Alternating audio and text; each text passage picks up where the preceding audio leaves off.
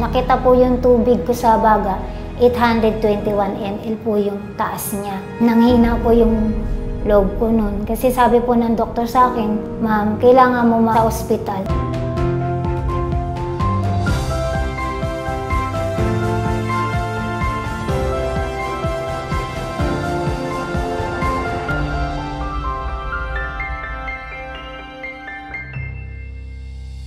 Ako po si Maria Victoria Mables, 39 years old, nakatira sa San Dionisio, Parañaque City. Pagpasok na itong taon na January 2023, January 7 po, nagkasakit po ako. Tumagal siya po ng January 14. Una po, minumuna po ako ng paracetamol. Hindi pa rin po nawala yung lagnat ko, tas nagkatrangkaso na po ako. Masakit po talaga yung dito ko sa tagiliran. Hindi po ako masyadong nakakapagtrabaho dun sa pinapasukan ko po. May times po na hindi po ako nakakapasok kasi nasa bahay po ako nakahiga. Kaya doon na po ako nag-decide na magpa-check up po.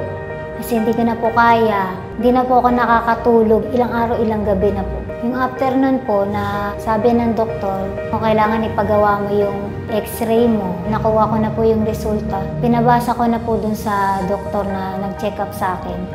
Ayun nga po daw, may tubig po ko sa baga. Binigyan po nila ako ng antibiotic. Ininom po naman po yun, pero parang hindi po nawawala yung trangkaso ko. Masakit pa rin po yung tagiliran ko. Bumalik po ako ulit dun sa clinic na pinag-check-upan ko po. Nakita po yung tubig ko sa baga, 821 ml po yung taas niya. Nanghina po yung loob ko nun. Kasi sabi po ng doktor sa akin, ma'am, kailangan mo sa ospital. Kasi hindi ko na po kaya yan, sabi ganun sa akin. Yung tubig po daw sa baga, ang cause po daw nun yung may pneumonia, may sakit sa puso. Kinonfine ako isang araw, nilagyan po ako ng dextrose. Yun, antibiotic ulit po. Tapos nakita sa ultrasound, 825 ml naman. Natakot po ako kasi biglang tumaas na naman po yung tubig sa baga. Sabi ng doktor, baka may infeksyon ka sa katawan, kaya hindi umaano yung bumababa yung tubig mo sa baga mo. Tapos sabi, another ka na naman, laboratories. Nagpa-x-ray po ako. Lumabas na po yung result. Then pumunta po ako sa doktor. Binasa niya po yung x-ray ko na may pneumonia po ako. Nalungkot po ako na, tapos naiyak ako. Napanghihinaan na po ako ng loob kasi yung mga sakit na sinabi sa akin ng doktor, parang naano po sa akin. Na-stress na po ako, hindi na po ako nakakatulog. Yun po, sinabi ko po sa kapatid ko, kuya ko sa hipag ko po, nalungkot din po sila kasi kasama ko po sila sa bahay. May 2023 po, nag-scroll po ako sa cellphone kasi naghahanap po ako ng alternative na herbal na makakagamot sa sakit ko po. Dumaan po sa newsfeed ko po si Salveyo.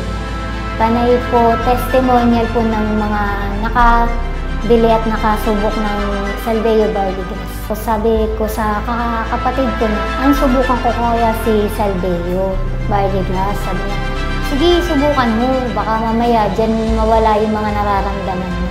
O, nag-message po ako sa FB Messenger po ng Salveyo.